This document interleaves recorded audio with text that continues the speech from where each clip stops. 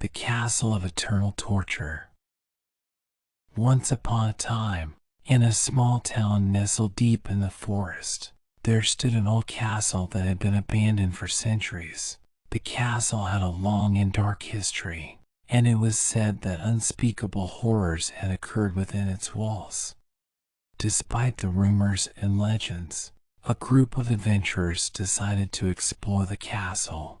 They had heard stories of a secret room deep within the castle's catacombs that was said to hold a torture chamber, where the most gruesome and unspeakable acts of cruelty had taken place. The adventurers journeyed deep into the catacombs, following a winding and twisting path that seemed to lead deeper and deeper into the earth. They soon found themselves in a large, dimly lit chamber, with rough-hewn walls and a low, arched ceiling. The room was filled with an eerie silence, broken only by the faint sound of dripping water. The air was thick with the stench of rotting flesh and decay, and the floor was slick with a dark, sticky substance that could only be blood. The adventurers soon realized that they had found the torture chamber they had been seeking. The room was filled with all manner of instruments of torture, from the rack and the Iron Maiden to the thumbscrew and the brazen bull. As they explored the room, the adventurers felt a growing sense of unease. They could sense that something was watching them, something malevolent and evil that lurked in the shadows. Suddenly, they heard a sound that made their blood run cold, the sound of heavy footsteps echoing through the chamber. They turned to face the source of the noise and saw a figure emerge from the shadows. It was a man, dressed in tattered robes and carrying a large, gleaming knife. He approached them slowly, his eyes filled with a manic gleam. The adventurers tried to run, but the man was too fast. He caught them one by one and dragged them back to the torture chamber, where he subjected them to the most gruesome and inhumane acts of torture imaginable. The screams of the adventurers echoed through the castle's halls, a chilling testament to the horrors that had taken place within its walls. And so, the legend of the torture chamber lived on, a reminder that sometimes the past should be left buried, and that some doors should never be opened. Days turned into weeks, and the adventurers never returned. Their families and loved ones grew increasingly concerned, and soon search parties were organized to scour the forest for any sign of them. As the search party made their way to the castle, they were filled with a growing sense of dread. They had heard the rumors of the torture chamber, and they knew that if the adventurers had stumbled upon it, there was little chance that they had survived. As they approached the castle, they saw a figure standing on the battlements, watching them with cold, dead eyes. It was the man from the torture chamber, his tattered robes fluttering in the wind. The search party charged the castle, determined to put an end to the madness that had taken hold of the place. But as they entered the castle's walls, they were met with a scene of unspeakable horror. The castle was filled with the bodies of the adventurers, their twisted and mangled forms a testament to the horrors they had endured. The torture chamber was a charnel house, filled with the stench of death and decay. As the search party made their way through the castle, they heard a sound coming from deep within the catacombs. It was the sound of someone laughing, a low, guttural sound that sent shivers down their spines. They followed the sound, their weapons at the ready. As they descended deeper into the earth, they saw a light flickering in the darkness. It was coming from a small room at the end of a long, twisting corridor. The search party approached the room cautiously, their hearts pounding in their chests. They pushed the door open and were met with a sight that made them freeze in terror. Inside the room was the man from the torture chamber, surrounded by the instruments of his trade. His face was twisted in a grotesque grin, and he was holding a small, flickering torch in one hand.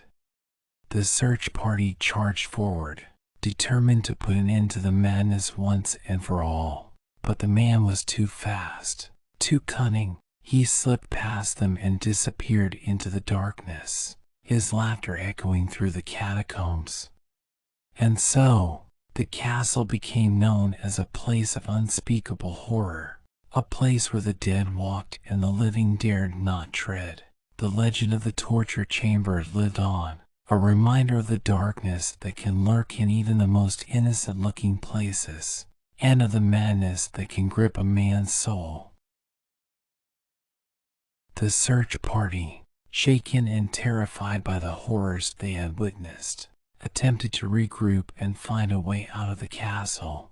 But the castle seemed to have a malevolent presence, as if its walls were closing in around them, suffocating them with its oppressive atmosphere.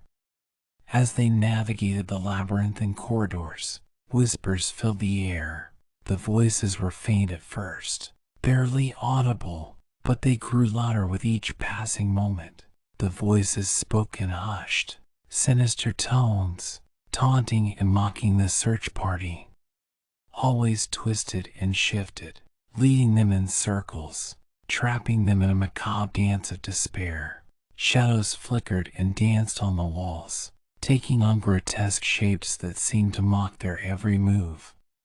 They stumbled upon rooms filled with ancient, decaying torture devices, remnants of a cruel and sadistic past. The instruments appeared to pulse with a life of their own, as if they yearned to be used once more, thirsty for fresh blood. But the true terror awaited them in the deepest recesses of the catacombs. They descended into a chamber so dark that even their torches could not penetrate its depths. A putrid stench assaulted their senses, a mixture of decay and rot that made their stomachs churn.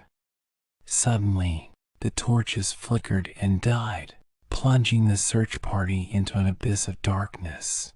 Panic gripped their hearts as they fumbled for light, but their efforts were in vain. The darkness seemed to consume them, becoming a tangible, suffocating force.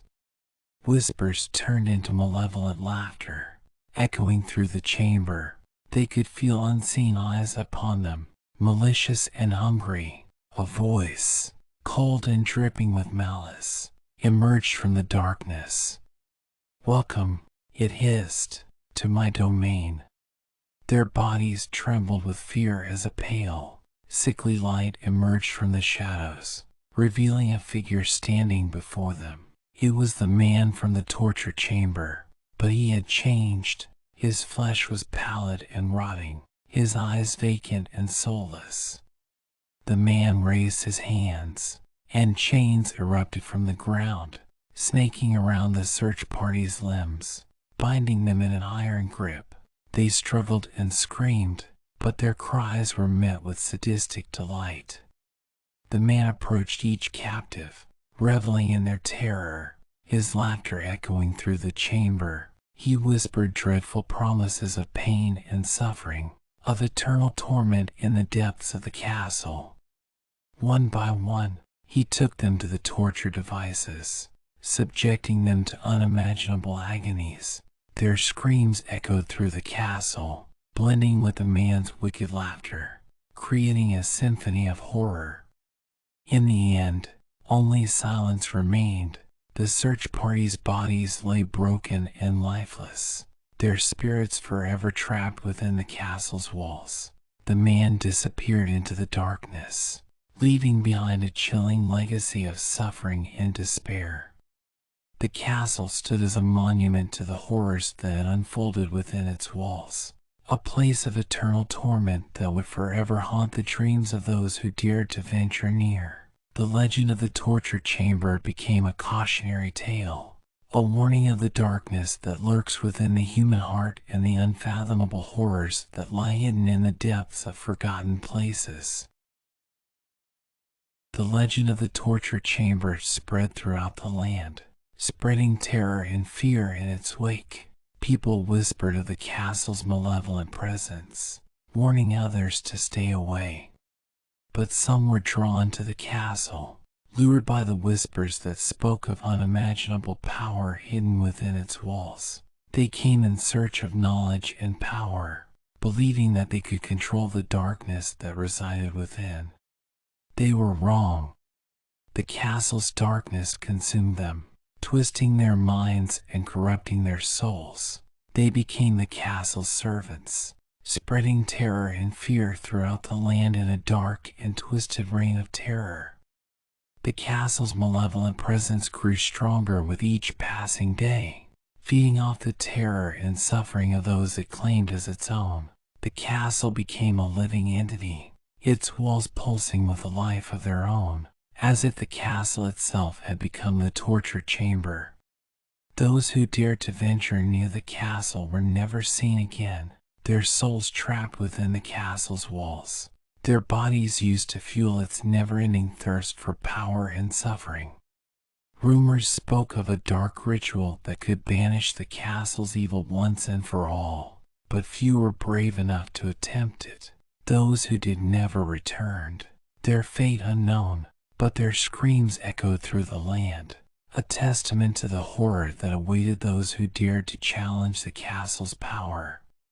And so, the castle stood, a monument to the darkest depths of human depravity, a warning of the unfathomable horrors that lurk within forgotten places. The legend of the torture chamber continued to spread, a reminder that some secrets are best left buried, and that some places are better left unexplored.